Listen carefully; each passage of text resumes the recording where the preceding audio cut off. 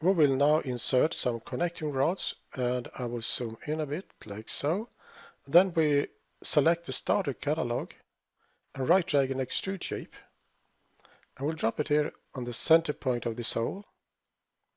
Drop a spot, and I will change the thickness to 3, and I will right click and hold this handle to change the width to around 14-15 like so.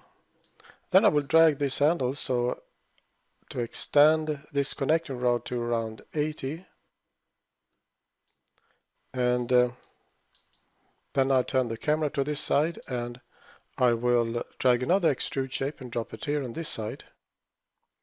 Drop a spot, change the thickness to 3 and the width to around 14-15, and I will extend this connecting rod to be aligned, almost aligned to the top of the pillar. Then I will drag another extrude shape, drop it here on this side, drop a spot, and I will also change the thickness to 3 and change the width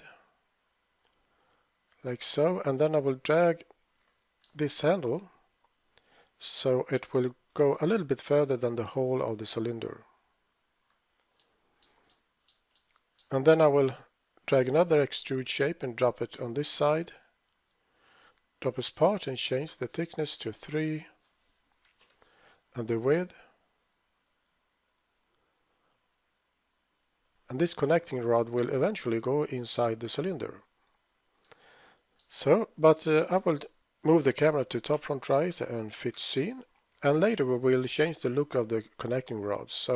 But for now I will save this scene, and we will continue in the next video.